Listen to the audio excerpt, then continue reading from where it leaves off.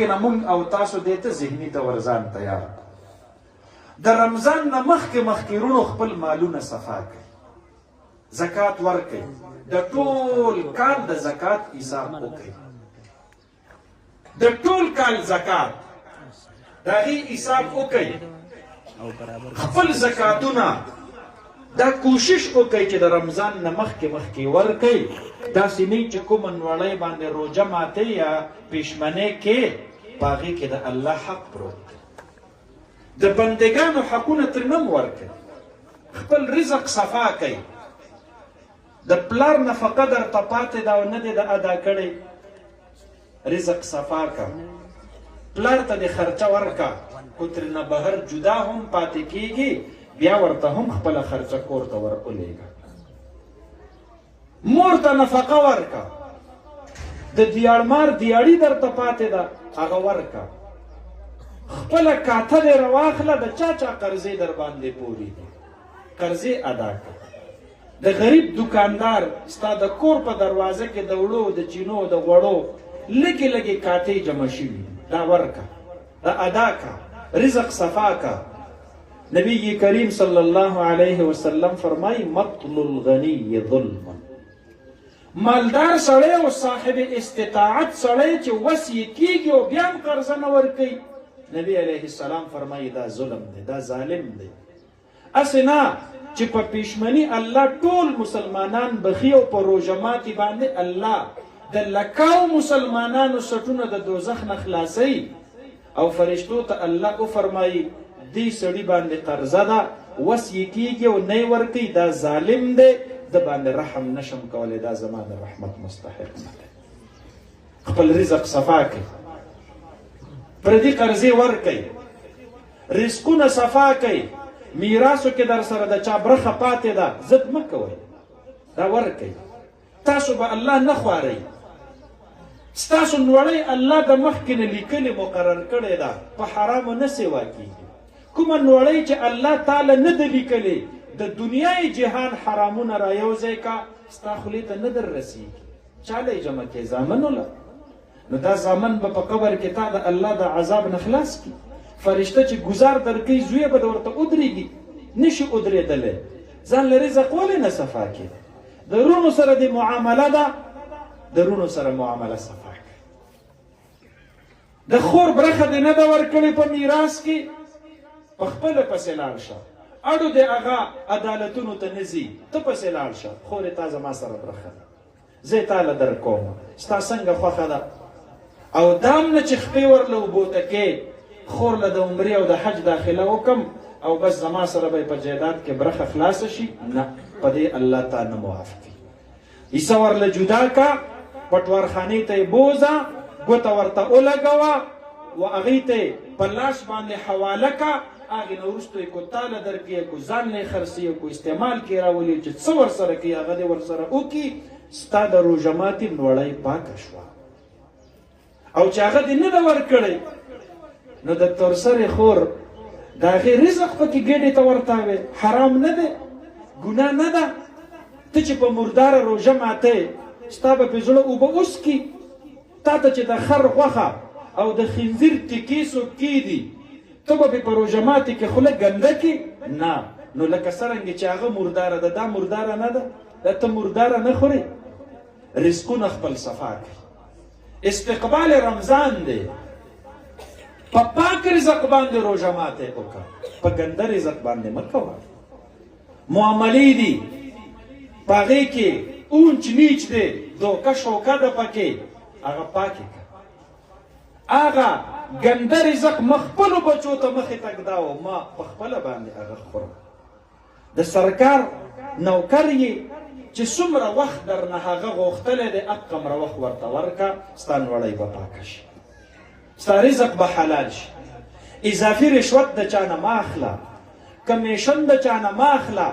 ته د کمیشن او د رشوت په پیسو د خپل کور روژهدارې زنانه له روژه ماتې راوړې، دا ته ښه کې، دا ته د هغې روژه نه خرابې. هغه پاک دامنې دي، په کور کې ځان له ټوله ورځ خواري کوي او خدمت کوي، د هغوی روژه خرابې. د خپل کور په تورسرو باندې حرام مه خوره. خپل سپین سرې او سپین ګیري پلار له حرام مخې ته مه ږدوه، حلال رزق ورته مخې ته کېږدوه. روژه تا ته د رحم درس درکوي. وږې شوې، د نورو وږو د لوږې احساس در سره پیدا شو، نو چې د نورو وږو د لوږې احساس در سره پیدا شو، نو په چم ګاونډ کې د غریبانان وګوره، هېڅ چاته څه مه وایه. د شپې په توره تیاره کې د وړو تروړه اوسه، دروازه کې ورته کېږدوه. د وریجو بوجۍ اوسه، دروازه کې ورته کېږدوه. د غوړو ټیم اوسه، دروازه کې ورته کېږدوه. اواز ورته وکړه، فلانکیه فلانکی، په دې باندې ځان له روژه ماتې او پښیمانۍ کوئ، تا ته به دعا کوي په پټه باندې. ته د هغه په روژه ماتې کې حصه دار شوې، ته د هغه په پښیماني کې حصه دار شوې. په دې لارو کوڅو کې او په دې روډونو باندې چې کله سودا کې د غریب نه سودا وکړه. دا کوم ماشومان بچي چې د ساګو ګېډۍ خرڅوي د دې روډ په غاړه، ایښېدلې چولې د روژه ماتې دپاره خرڅوي، په پوڼو کې وړې وړې تیلۍ دا یې د اچار نه ډکې کړي، په تار یې تړلي او خرڅوي یې. تا ته پته شته دی؟ ته د دې ماشوم هسټري معلومه کا، د ده به یا پلار مړي، یا به پلار ناجوړی، او یا به پلار نشهیي پوډري، د کور د کفالت به هیڅوک نه، مور یې سوال نه کوي، مور یې زنا او ګناه نه کوي چې پیسې پې وګټي، حیاداره ده. دا ماشوم بچی یې په ماشوموالي باندې د روډ په غاړه کېنولی دی. زویه لاړ شه، دا د دې کور کلي خلق دی، سترګې ورله الله ورکړي دي، عقل فکر ورله الله ورکړی، تا خو به پېژني که نه، سوال خو ترې نه کوي. نو دی چې په غټ سوپر سټور کې شاپینګ کوي، نو خو ستا نه دې اچار واخلي که نه، نو څه به وشي؟ تا ته به پکې روپۍ نیمه ګټه پاتې شي. د ده په هغې روپۍ نیمه ګټه باندې به موږ ځان له د روژه ماتې انتظام وکړو. داسې ماشومان حوصله افزایي ورله، داسې غریبانان چې په ګاډو کې سودا خرڅوي. رمضان شریف کې کوشش وکئ چې ستاسو سوداګانې د هغې نه شي. ډېر زیات ورسره سر مه خوږوئ. د باټا او د سروس په دوکان کې خو دې چېرته د هغه سره ریټ ونه کو، خو د غریب چې د پلاستیکو چمپلې خرڅوي د هغه سره به نیمه ګنټه ریټ ته ولاړ وي. نو چې کومه ګټه ملټي نیشنل کمپنو ته رسیږي هغه د سود ده، او چې کوم ستا یو خوار غریب ګاونډي مسلمان ته میلاویږي په ده د سود نه ده. غریبانانو باندې رحم وکړئ، ترس پې وکئ. انا عند من انکسرت قلوبهم، حدیث قدسی دی، الله فرمایي چا چې د ماتو زړونو یتیمانو سره، کونډو سره، غریبانو سره ښېګړه وکړه، بدله کې به ورته الله میلاویږي. ته نور څه غواړې چې تا ته الله میلاو شو، بیا نور دې څه غم دی؟ جنتونه دې په خپو کې پرېوتل چې الله درته میلاو شو. دا د رمضان شریف پیغام دی. دا پیغام نن د خپل ځان سره کورونو ته ووسو، خپل رزقونه صفا کو، خپل شیډول د رمضان شریف د تیرولو دپاره توی کو. علماء کرام هم زمونږ د سهولت دپاره داسې کوي. مونږ کالو سر چې مونځ کوو، مونږ اسفار فی الصبح کوو، یعنی چې سحر ښه رڼا ولګي مونږ د سحر جمع ورکوو. مونږ ستاسو د سهولت دپاره په رمضان کې د سحر د مونځ جمع را مخکې کړو، د دې دپاره چې یو ځوان هغه اوس به پېشمنۍ کړی، نو 15 منټه بعد د اودس وکړي چې څنګه اذان وشي جومات ته دې راشي، نیت به وتړو، مونځ به ترېنه کم از کم قضا نه شي. حالانکې دا وقت اولا وقت نه دی زمونږ د احنافو په نس. الصلاة فی الغلس دا زمونږ په نس اولا وخت نه دی، مونږ یې صرف د سهولت په خاطر دغه شانتې کوو. تراویح به نه قضا کوئ ځوانانو، د هغې خلقو په خبرو پسې به نه ځئ چې تراویح په قرآن کې نشته. تراویح نبی کریم صلی الله علیه وسلم کړی دي. دوام یې پې ځکه ونه کو، یریدو اسې نه چې دا زما په امت باندې مستقل لازمي نشي چلته. صحابهو په اجماع کړې ده.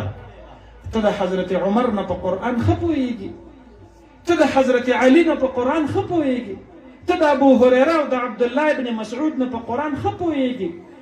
هغه 20 رکاته تراویح کولې، تا د ځان دپاره سهولتونه راوباسلي دي. یاره زه خو 20 نشم کولی، زه به 8 کوم. ته 8 مه کوه، یو مه کوه، خو د نور خلق الله ته د سجدو کولو نه مه منع کوه. ما ته ډېرو مسافرو وی دا کوم خلق چې وایي چې تراویح نشته، او څوک وایي چې 10 دي، او څوک وایي چې 12 دي، او څوک وایي 8 دي، د دې د وجې نه ډېرو ځوانانو تراویح پرېښودلې. نو دا ځوان چې کالو سره یې فرض نه دی کړي، اوس کو په دې روژه کې یو 20 سجدې او یو 40 سجدې یې الله ته سوا ولګولې، نو بد وشو. ولې د ځوانانو تندي د سجدو نه محرومه کوئ؟ تراویح به نه پرېږدوئ، دا مستقل سنت دی. په تراویح کې د قرآن کریم ختم کول دا مستقل سنت دی. دی باندې الله رب العالمین کمی معاف کوي. او ته به څه کوې چې تراویح نه کوې؟ فیسبوک به کوې که نه؟ د رمضان په میاشت کې په فیسبوک کې ډېر ثواب دی. زه په دې خو فتوا ورکړه که نه چې د تراویح نه دې منع کو، نو دا نور کارونه خو ورته بیا الاو که. د تراویح اهتمام وکړئ، خپل رزقونه پاک کړئ، او خپلې کاتې راوباسئ. د ټیلر در باندې پیسې دي، سبانۍ ورځ کې ورکړئ. د بل چا در باندې پیسې دي، سبانۍ ورځ کې ورکړئ. د دیاړمارو دیاړي درته پاتې ده، ورې کوئ. د هغې غریب خولۍ به ته په روژه ماتي کې خورې، د هغه وینې به ته په روژه ماتي کې خورې، پردی حق خورې نه. خپل رزقونه صفا کوئ، پاک او صاف رزق باندې د الله دا خپل روژه ماته کوئ او دا خپل روژه ونیسئ ان شاء الله العزیز. دا مختصر 10-15 منټ چې دا کوم د قرآن او سنت مطابق مونږ او تاسو د رمضان متعلق خبره واورېدله، په دغې اصولو سره روژه تیره کړو، وروسته ورپسې ډېرې لویې خوشحالۍ را روانې دي. حدیث مبارک کې راځي، خدایا نبی کریم صلی الله علیه وسلم مبارک یو ورځ آمین وویل. نو صحابو ترنه تپوس وکړو د الله حبیبه آمین هم په څه باندې وویل؟ وی جبریل امین خیره وکړله، هغه مسلمان دی تباه او برباد شي چې رمضان پې راغی او ځان یې په الله ونه بخل. نو چې خیره جبریل امین وکړي او آمین پې رحمت للعالمین وکړي، سمه خیال دی کو په دغې فهرست کې مونږ او تاسو داخل شو، څومره د تاوان خبره ده. دې وجې نه زما محترم ورونو، دا چې کومه نن اجتماع جوړه ده، دا دینی اجتماع ده، دا دینی تقریب دی. دا علما مونږ او تاسو ته هم دقه ښایي. د 3 مدرسو د هغې الحمدلله یو 50 بچي دا دي ماته مخامخ ناست دي، 51 بچي الحمدلله. مدرسه دارالعلوم زکریا 20 ماشومان پکې داغي، او د چم مسجد د مولانا طیب صاحب 23 ماشومان پکې هغه د دوی دي، او مدرسه مفتاح العلوم 8 ماشومان بچي پکې د دوی دي. دا 3 واړه مدرسې دي، الله نور هم آباد کړي او خدای دې د نور غوندې وځلوي. زمونږ کورونو ته دا د قرآن ډالۍ نن راولېږلې. الله راته رمضان عمره نصیب کو ان شاء الله یوه ورځ ده، او د رمضان نه مخکې راته الله کور ته د قرآن ډالۍ راولېږله. د قرآن او د رمضان د یو بل سره ډېره نږدې رشته ده. رمضان نازل شوی په قرآن کې د شهر رمضان الذي انزل فيه القرآن، او حدیث مبارک کې راځي چې رمضان او قرآن به دواړه شفاعت کوي. الله ته به وایي، رمضان به ورته وایي خدای زما د وجې نه حلال خوراک او څښاک منع کړی. قرآن به ورته وایي الله زما د وجې نه دا سړی د شپې په تراویح کې ولاړ و، ستړی شوی و، او زما تلاوت یې اورېدو، د ورځې به زما تلاوت کو ربه.